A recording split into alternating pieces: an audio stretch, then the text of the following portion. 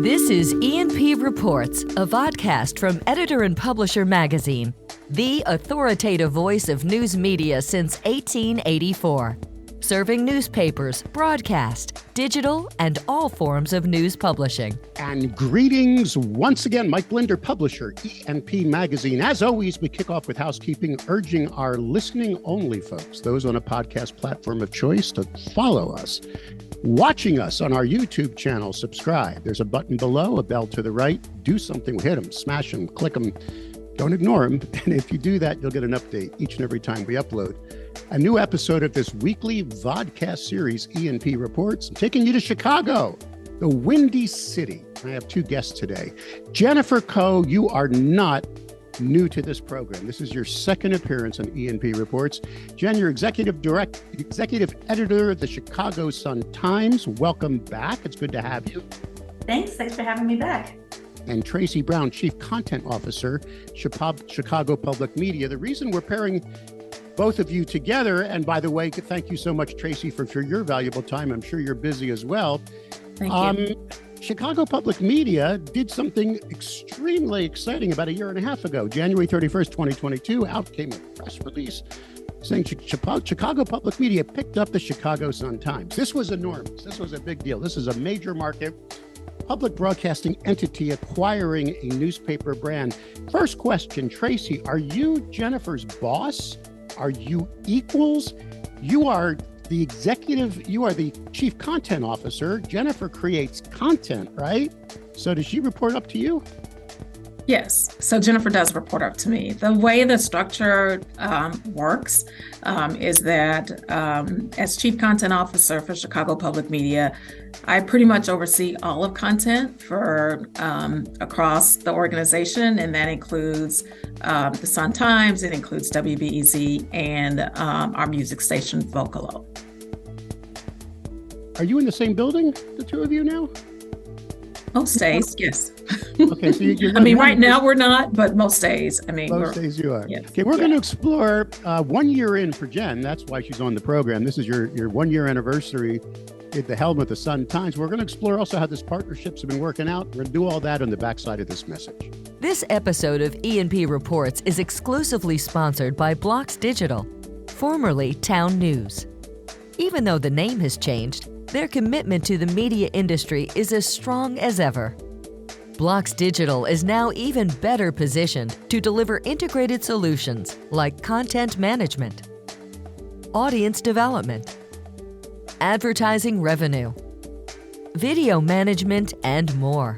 Join the over 2,000 news publishers worldwide that power their ongoing digital transformation with Blocks Digital, serving over 141 million monthly users who view over 6.5 billion pages of content each year.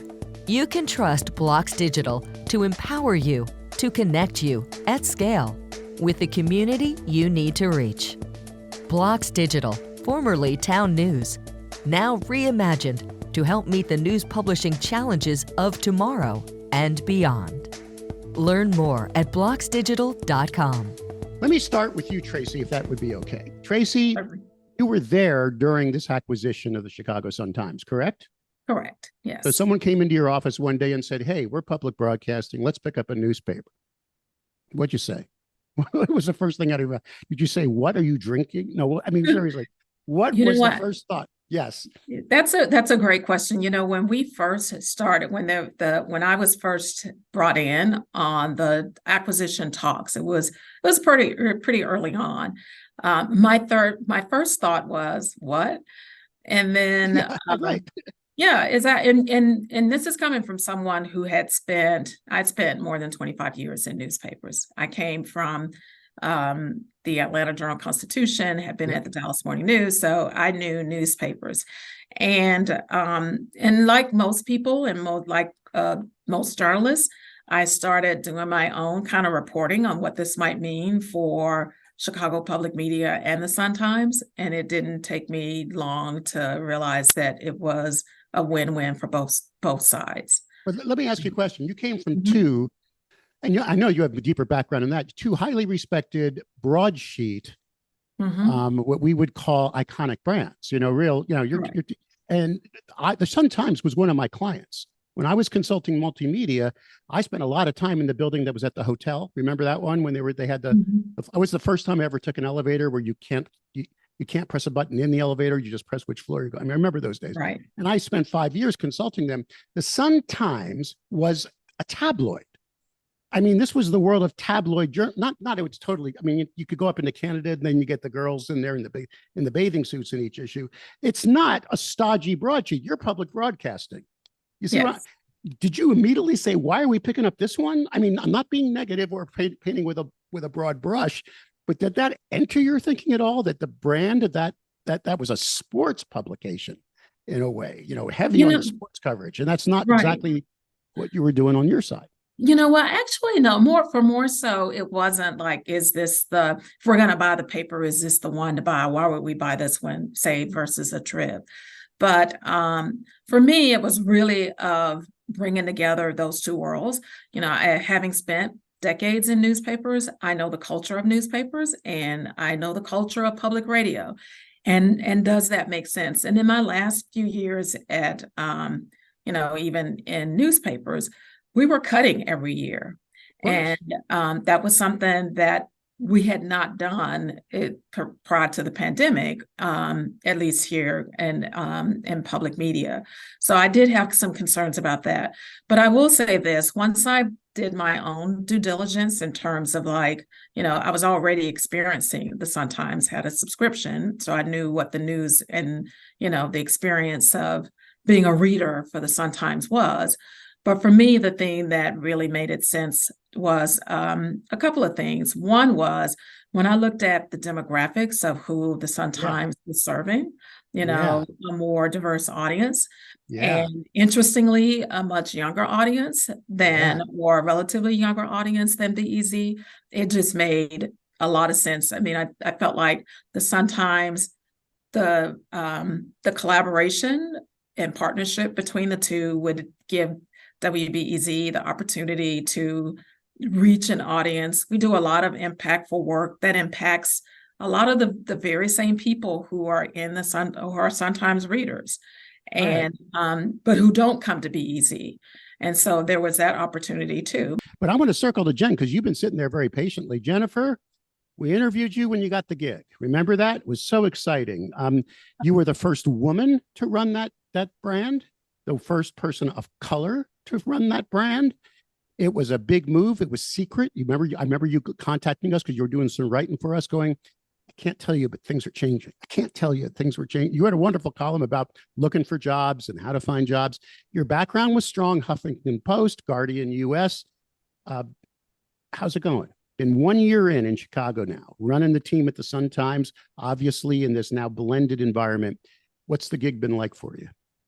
My perspective, it's been going really well. When I started, I really wanted to find ways to, right away get to know the community, really understand how we could kind of bring the community even closer to the newsroom and figure out kind of what did the newsroom need to be able to, do its best work, have the best collaboration, be a really good partner. And then when I kind of came back to Chicago in September and moved here, we started doing these community listening sessions and working with our chief audience officer, Celeste Lecomte's team. We pulled together a bunch of research on our audience, tried to understand more about the community through these listening sessions. And the team also did a reader survey, which was great. Okay, so you're doing a lot of asking and learning from the community. Tracy, you're obviously involved in that process. So October comes along. Then you've been there now, what, June, July, August, September, 5 months. Bam, you drop a paywall, which is where a lot of this industry is trying to move now. Everybody's talking about the three stools. The three stools. One is advertising revenue. The second one is reader revenue or audience revenue, i.e. subscriptions. Third is maybe philanthropic or join the club revenue. You dropped the paywall, Tracy. Did that come through the research, or did you realize in order to get into some of those, how should I say, new demos, that the paywall was stopping you from getting that audience? What was the rationale, Tracy, of the paywall drop? The rationale actually is that we're public media. and that our mission is access to all. And so from the very beginning, we didn't know exactly when we were going to do it, but we went into the acquisition knowing that our goal was going to be to drop the paywall. So from the start, you said, okay, From the start, we we're knew taking the that's what we brand did. in, we're going to broaden our brand, we're going to broaden our audience so we can blend these brands together, and we're going to give it for free to all. And then we're mostly get support for us through donations. Make sure we do it that way. Donations and members. Sponsorships. Exactly. Now you still pay for the print edition, but the digital paywall offers free access to all. Yes. All right. Now here comes June recently. I'm doing a timeline here. I hope you don't mind, but now we're talking June 2023. You started an initiative which is most interesting, the right to be forgotten. Now, this is fascinating because one of the things that everybody's realizing, we realized it in the digital age, is things live forever now. It's not the good old days where something got printed in the paper and then if anyone wanted to see it, remember the days of, you're too young, Tracy, microfilm, does that remember? You go to the library and read the old issues. We actually still have microfiche machine in our office. Yeah. You really, I mean, so Tracy, everything lives forever, right? Tracy, Jennifer, you put up a story about a woman who gets arrested. Maybe it was a mistake. Maybe it was expunged from her record. But that story is now living on Google. It's coming up over and over again. She loses a job. It shows up. Someone's trying to diss her online. Where'd this idea come from to give people the ability to lobby you? Is that what this is, Tracy? To say, I want my stories taken down. Is that what's going on? Well, you know what? I'm going to let Jennifer talk about that effort because she has led, which I'm very proud that we are doing it, but I'll let Jennifer talk about it. Jennifer, where'd this idea come from? Yeah, so originally it was brought to me by the Journalists of Color Caucus at the Sun-Times, actually like my first week or so at the paper. And, you know, me, Norm Parrish, and Mary Mitchell, we did some research to kind of figure out, well, how are other people handling this? It is something, you know, we had versions of it also at the Guardian and at HuffPost, but it was not this sort of really transparent, like, here's a form, you know, that kind of thing. But we obviously talked a lot about kind of what should live forever and what should we consider changing. And so, you know, taking that kind of the will and desire from the Journalists of Color Caucus, we did a bunch of research to find out, like, how did other people handle it? What were some of the risks and things to consider and things like that? And how can we make sure that it has the biggest impact? And Norm and Mary had proposed, you know, making this transparent process. We figured out like how we could do it and then launched it. Here's the list. Who's eligible? Juvenile offenders, nonviolent criminal offenders, people named in stories about crimes for which charges were dropped, dismissed, reversed, or expunged. Those names and stories about arrests that did not lead to conviction. There you go. Domestic violence victims. Who's ineligible? Current or past elected public officials. Fair game, right? That's what you guys are doing. People seeking public office, people convicted of most felonies or violent crimes. So if someone's got a story living in there, but let's be very clear, it's only coming off of your site. You're not phoning the others who picked it up either, right? And saying, hey, take it off. This is just one newspaper bringing them down. Correct, Jennifer? We're not taking the stories down, but we're de-indexing the stories.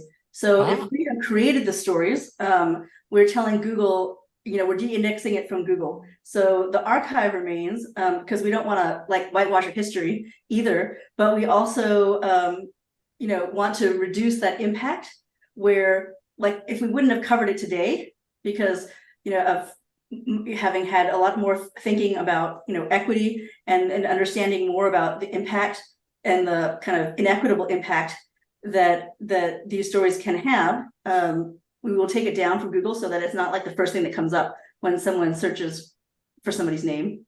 Excellent.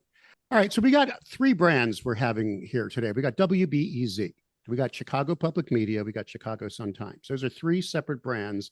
Both of those, WBEZ, Chicago Sun-Times, lives under the Chicago Public Media brand. Brand.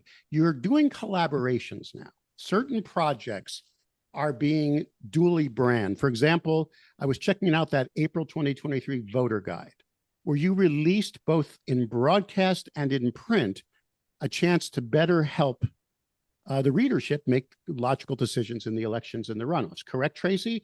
Are there other examples of this co-branded universe that you've done in your purview, Tracy? Yeah, I mean, certainly we've done a lot of big stories together. One of the biggest projects that I would say, in addition to the way that we covered the election under one kind of big, huge umbrella, is a project that is started in May, the Democracy Solutions Project. We are not only, it's BEZ, it's the Sun-Times, it's also Vocalo, but it is us doing, for the next, more over a year leading up to the election of 2024, are really looking at solutions and threats against democracy, but solutions as well. Running out of time. I want to hit Jennifer with this last topic. Jen, our cover story, and I know you read it and devoured it because you're such a fan of E&P magazine, right, Jennifer? But cover story at the time of this recording was all about citizen journalism. And we got a lot of feedback on that one because some consider citizen, when I say citizen, you can define it a million different ways, like you can sponsor content, but basically some were, this is how we can grow without having to have payrolls. We can bring in some of our readers to help contribute content. Others were commenting on it and giving us feedback saying, this is ridiculous. You should be a qualified journalist. You should go through journalism school. I mean, there's some that say that's the problem in our society. A journalist must be defined and almost not licensed, but it's somehow credited. Jennifer, you just did an amazing thing. While you were doing your outreach, you were asking people to contribute their stories, and you just picked guest columnists, correct? You now have what? Is this 12? Is that the total new faces? This is really recent. This is like a month old at the time of the recording this episode. You brought in 12 new faces, and I went through their bios. They're everything from scholarly to just average. I don't people that just work for a living. I mean, how did you do this, and why did you do this? And where are these new voices, and how do you describe this initiative? Yeah, so one of my goals is really to connect the community more closely with the newsroom, and part of that is coming out to the communities. Like we were just talking about with all of the community listening sessions, and part of it is bringing more of the community into the Sun-Times pages. And so one of the things we did was a contest to try to find Chicago's next voices, and we asked people to write on the topic of kind of what's next for Chicago based on personal experience. What do they think is next? And then we had a panel of judges who helped us to select the winners, and we ended up picking 12 new voices and new guest columnists, as you pointed out. Final question for you. Were you in favor of this expansion of citizen journalism, or bringing in these new voices? Was this all part of something that you were all in favor of on your side of the game? Or is that question to me? Yeah. Oh, yeah, most definitely. I mean, I think that which is when I mentioned before about community engagement, just part of that is we have to build relations with the community, the listening sessions, the giving them a voice and a platform to, share stories. I mean, even on the BEZ side, we have an effort of audio storytelling workshop where we go out in the community and train people to tell audio stories. So what Jennifer is doing with the Sun-Times is, it's exciting, and it is mission driven. It's the thing that we want to do more. Tracy Brown, Chief Content Officer, Chicago Public Media, the parent company now of WBEZ Chicago and the Chicago Sun-Times, which brings in and loops in Jennifer Kho, Jen, Executive Editor, Chicago Sun-Times. Both of you, thank you so much for sharing your story. Why don't we just do this every year, guys? Is that okay? We'll circle back 12 months from now and see how things are going. But I want to thank both of you for your valuable time and sharing your story with our audience. All right. Thank you, Mike, so much, for the opportunity. Mike.